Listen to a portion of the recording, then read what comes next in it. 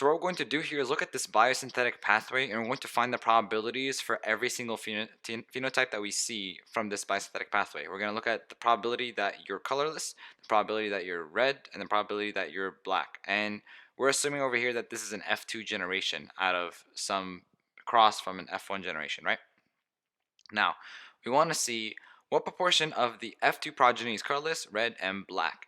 And the one thing to note is that you're only black if you have both red pigments. Now, the alleles that we have here are A, B, and C. A plus is dominant, B plus is dominant, C plus is dominant, right? And the probability of being a dominant allele is 3/4, and the probability of being a recessive allele is 1/4, based off of a regular true breeding cross when you get your F2 generation, right? So that's what we're going to be assuming.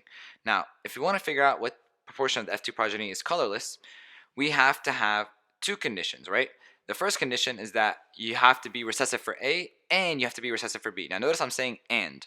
So for the first question to be colorless, you have to have a 1/4 chance of being recessive for A multiplied, because it's and the probability of being recessive for B, right? So this gives us a 1/16th chance of being colorless. So easy. Now it gets a little bit more complicated for red. What is our proportion for being red? Now, to be red, you have a couple possible ways. You can be dominant for A, dominant for B, or dominant for A and B, but you have to be recessive for C. So how do we write that down in terms of probability? Well, what's your proportion of being dominant for A?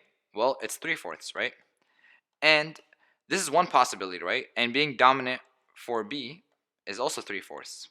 Now, if you're dominant for both A and B, to remain red and not be black, you have to be recessive for C. So these are the three conditions that have to be together, right? And so we multiply these probabilities together.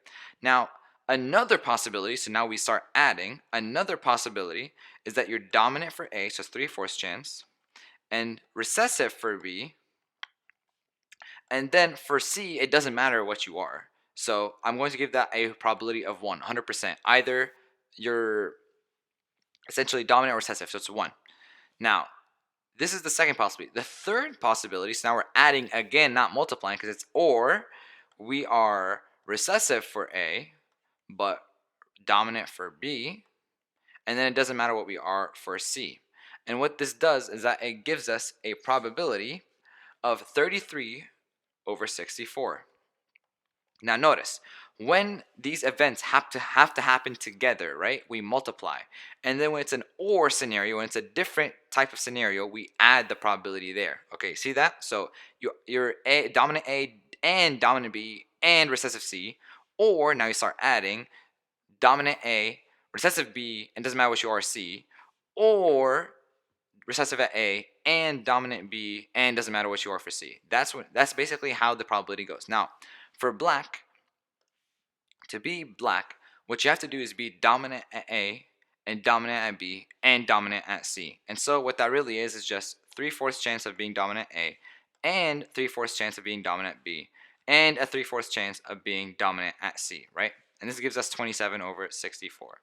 So those are the probabilities of being colorless, red, and black.